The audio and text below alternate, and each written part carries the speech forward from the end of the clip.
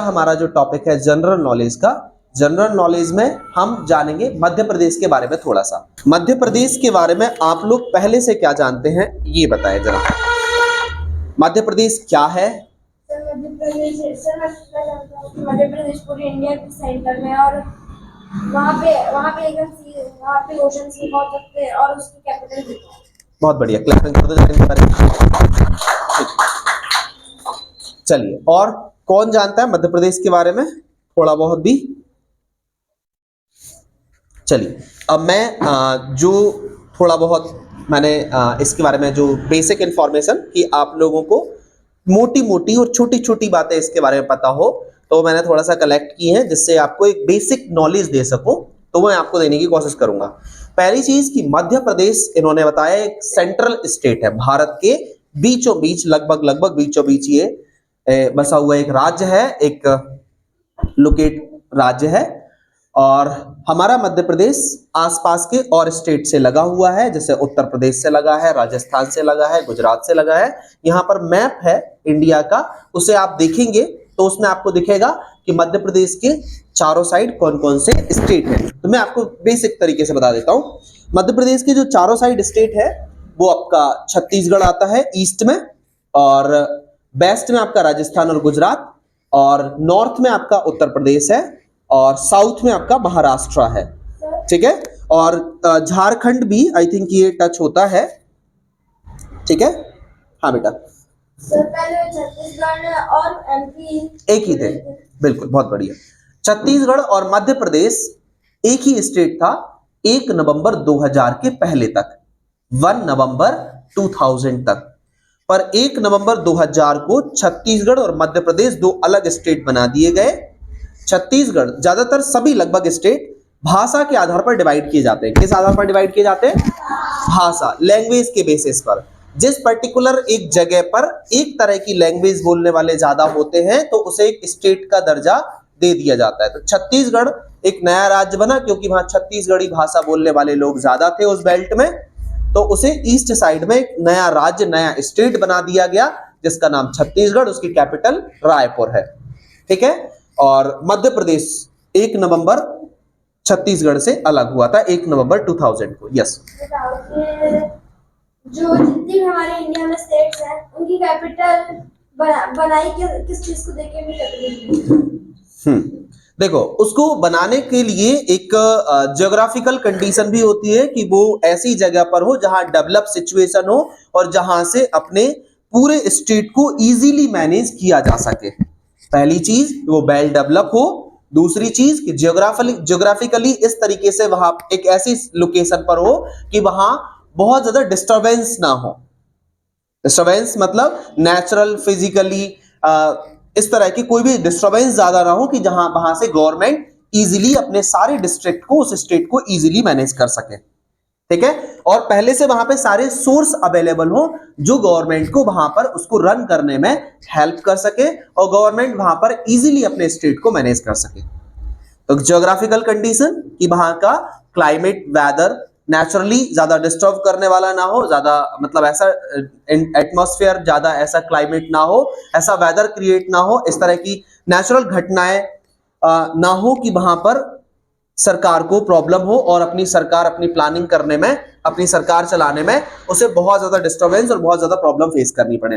वहां से वो अपने स्टेट को चारों तरफ से ठीक से लोकेट कर सके, चारों तरफ से ठीक से मैनेज कर सके अपने पूरे स्टेट को, सारे डिस्ट्रिक्ट को। तो और भी कई सारे फैक्टर होते हैं जो मुझे कुछ पता है थोड़े से, उनके बेसिस से बता रहा हूँ। जो ज्योग्राफिकली ठीक ठीक लोकेट हो, ठीक जगह पर लोकेट हो, वहां पे ऑलमोस्ट सारे सोर्सेस हो जो कि सरकार वहां से इजीली मैनेज कर सके, वेल डेवलप हो। हाँ बेटा। राजस्थान की कैपिटल जयपुर में, तो जयपुर में कुछ खबर की राजस्थान की जो बाकी स्टेट्स हैं उनमें गूगल पे भी देखा गया कि जयपुर में ही एटमॉस्फेरिक कंडीशन बहुत ज्यादा होती है। मतलब कि ठीक नहीं होती है, लाइक क्या देखा आपने?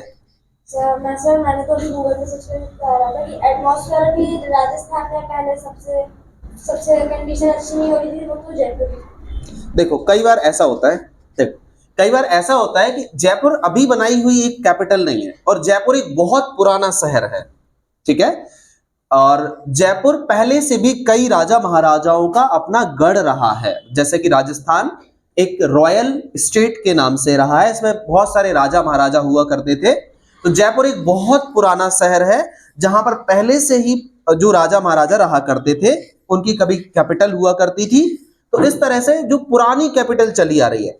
फिर कई बार क्या होता है कि जब से भारत आजाद हुआ है या राजस्थान एक नया स्टेट बना है, तभी से वो जयपुर एक कैपिटल के रूप में है। अब मान लो कि वहां पर सिचुएशन गड़बड़ है और शायद इतनी गड़बड़ नहीं है कि उन्हें वहां से कैपिटल को शिफ्ट ही करना पड़े।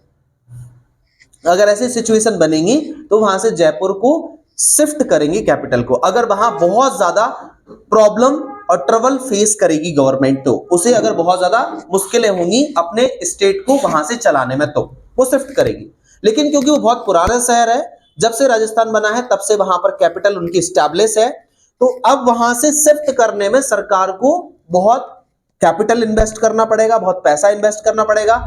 जहां भी वो अपनी कैपिटल बनाएगी वहां उसे नई बिल्डिंग्स बनानी पड़ेंगी। तो इस तरह से आसान चीज नहीं है कैपिटल शिफ्ट करना, नई राजधानी बना देना। ठीक है, तो अगर अभी वो थोड़ी बहुत प्रॉब्लम फेस कर भी रहे हैं, जैसा आपको लग रहा है, आपने गूगल सर्च किया है तो वहां पर कुछ ऐसी सिचुएशंस आपको लग रहा है कि वहां ऐसी सिचुएशन होती हैं जो सरकार को दिक्कतें कर सकती है, तो शायद सरकार अपने हिसाब से ऐसा समझती है या उनके जो बुद्धिजीवी लोग ऐसा समझते हैं कि अभी इतनी प्रॉब्लम्स नहीं है जयपुर में कि वो उन्हें अपनी कैपिटल चेंज करना पड़े, अपनी राजधानी बदलना पड़े, दूसरे शहर ले जाना पड़े। और ऐसा कभी उनको कभी लगेगा कि यहाँ बहुत ज्यादा मुश्किलें हैं जिससे उन्हें सरकार चलाने में दिक्कत हो रही है, अपने स्टेट को मैनेज करने में दिक्कत हो रही है, तो वो शिफ्ट करेंगे। ठीक है, तो ऐसा है। तो फिलहाल में तो ऐसा उनको शायद ऐसा नहीं लग रहा होगा, और कैपिटल चेंज करना इतना आसान काम नहीं है। जनरली हम कहें कि इस कैपिटल से इस कैपिटल में चेंज कर दो, ये एक बहुत लंबी प्रोसेस भी होती है और बहुत सारी चीजें फैक्टर्स बदल जाते हैं जब कैपिटल चेंज होती है, तो है ना। अभी मैं आपको मध्य प्रदेश के बारे में थोड़ा सा और बताता हूं। मध्य प्रदेश को अब तक हृदय प्रदेश यानी heart state, soya state, tiger state और नीम राज्य के नाम से जाना जाता है।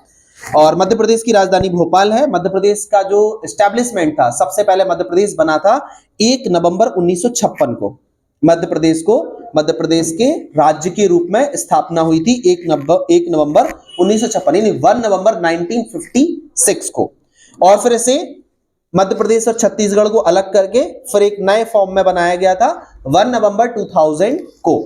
क्लियर है? ठीक है, ये इसकी लोकेशन लगभग सेंटर में है, बीच में लोकेशन है इसकी।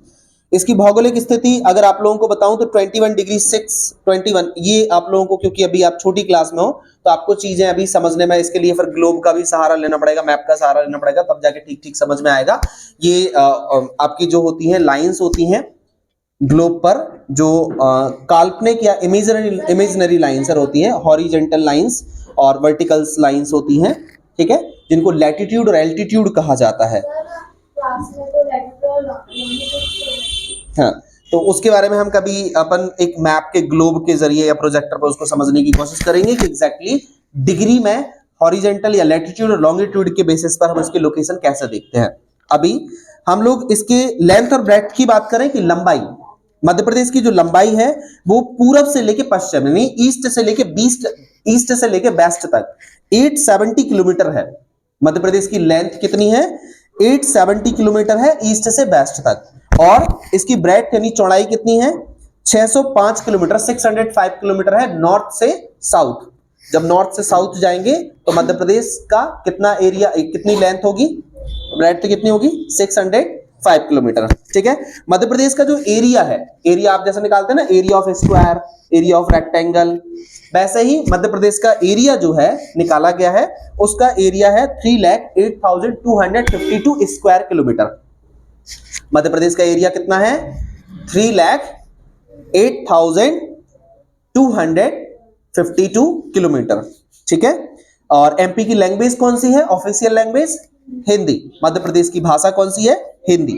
ठीक है, इसमें नॉर्थ में मैं आपको बता रहा था कि नॉर्थ में आपका उत्तर प्रदेश है और उत्तर पूर्व यानी ईस्ट वेस्ट में आपका ईस्ट नॉर्थ में आपका छत्तीसगढ़ है, और इसके बाद आपका साउथ में महाराष्ट्र है और वेस्ट में आपका राजस्थान और गुजरात है। ठीक है, ये स्टेट है। और अभी जब 2011 में सेंसस हुआ था, यानी जनगणना हुई थी, पॉपुलेशन की काउंटिंग हुई थी, उसके रिजल्ट के बेसिस पर हमारे मध्य प्रदेश में 70% लोग पढ़े लिखे हैं। कितने परसेंट लोग पढ़े लिखे हैं? 70%। 2011 के सेंसस के बेसिस पर, 2011 में जो रिसर्च या काउंटिंग और जो स्टडी की गई थी उसके बेसिस पर। ठीक है, इसके बारे में कुछ थोड़ी सी और बेसिक नॉलेज हम समझने की कोशिश करते हैं। अभी मध्य प्रदेश के चीफ मिनिस्टर कौन है? मध्य प्रदेश के चीफ मिनिस्टर कौन है? डॉक्टर मोहन यादव। पता है, आप लोग बोलते नहीं। यही तो है ना कि हम अपने आप पर डाउट, अगर हम ये अभी कॉन्फिडेंस थोड़ी सी कमी थी यहाँ पर कि हमें पता है लेकिन हम फिर भी नहीं बोल रहे हैं डाउट सिचुएशन में। ठीक है, तो अभी हमारे मध्य प्रदेश के मुख्यमंत्री कौन है? डॉक्टर मोहन यादव। ठीक है, ओके।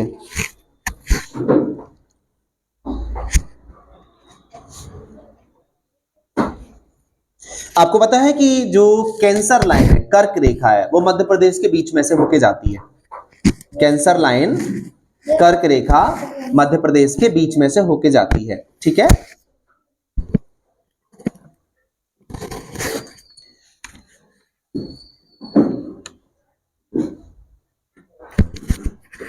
ठीक है। इसमें अब मैं थोड़ी सी डिटेल आपको बता रहा हूं मध्य प्रदेश कैसे बना था। मध्य प्रदेश का जो निर्माण है और पुनर्गठन की सिफारिश 1 नवंबर 1956, यानी मध्य प्रदेश को नए स्टेट के रूप में बनाने के लिए 1 नवंबर 1956, 1 नवंबर 1956 की डेट फिक्स हुई थी और इसको बना दिया गया था। इसके आयोग के जो अध्यक्ष थे, कमेटी के जो अध्यक्ष थे, वो थे फजल अली, और जिला पुनर्गठन के अध्यक्ष श्री BR दुबे थे। नए मध्य प्रदेश राज्य की राजधानी भोपाल बनाई गई।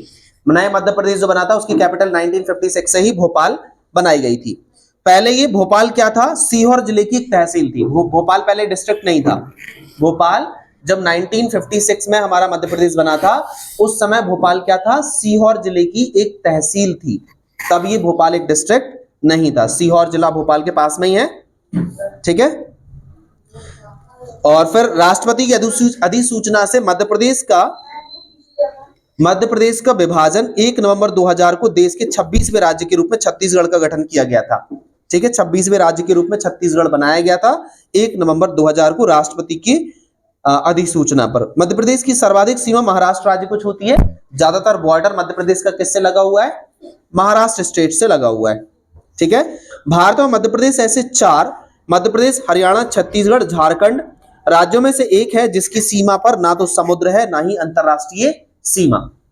मतलब भारत में मध्य प्रदेश के अलावा 4 स्टेट हैं ऐसे, मध्य प्रदेश और छत्तीसगढ़, हरियाणा, झारखंड, ये 4 स्टेट ऐसे हैं तो ना तो जो इंटरनेशनल बॉर्डर से टच होते हैं, अंतरराष्ट्रीय सीमा से टच होते हैं, और ना ही इनके चारों तरफ कोई भी समुद्र या महासागर है।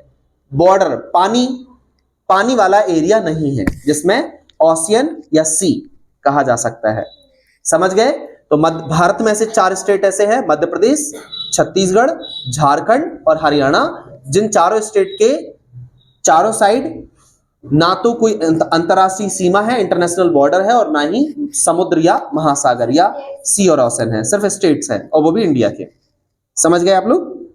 ठीक है, तो आज की हमने क्लास में थोड़ा सा बिल्कुल ब्रीफ डिटेल जाना। आपके माइंड में अगर कोई प्रश्न है तो मुझे पूछिए, अदरवाइज फिर हम लोग क्लास को ओवर करते हैं। हाँ सर, भारत में आपने बताया था कि एक और ऐसा स्टेट है जो ना तो महासागर और ओशन से टच होता है या फिर बॉर्डर से, फिर भी वो सेंटर में नहीं है। लाइक जैसे लेन है बट वो बॉर्डर से टच होता है। लाइक कौन सा वाला बता रहे हैं आप? सर सबसे ऊपर लद्दाख ले सर, बट वो वहाँ भी बॉर्डर से टच हो रहा है, लेकिन ऐसा ही एक स्टेट है जो बॉर्डर से टच नहीं होता। कौन सा वाला? जो 4 मैंने बताया उसके अलावा भी कोई है क्या? सर ये सर अच्छा, बॉर्डर जहाँ बॉर्डर वहाँ से एक और स्टेट टच है। 4 मैंने बताया उसके अलावा एक और है सर, चाइना के पास भी टच है। तो मे भी हो सकता है कि ऐसा हो, पर मैं अपने पास जो एक बुक है, हालांकि वो पुरानी बुक है, उसके बेसिस पर बोल रहा था। इस बात को हम एक बार गूगल पर या चैट GPT पर सर्च करके पता कर लेंगे कि 4 के अलावा कोई और स्टेट भी है। ठीक है, अभी तक जो मेरे पास जो रिकॉर्ड है उस रिकॉर्ड में मुझे 4 स्टेट ही देखने को मिले जो ना तो इंटरनेशनल बॉर्डर को टच करते हैं ना ही किसी समुद्री सीमा से। समझ गए? ठीक है, एक बार गूगल सर्च कर लीजिएगा इसको और कंफर्म कर लीजिएगा। समझ गए? ओके।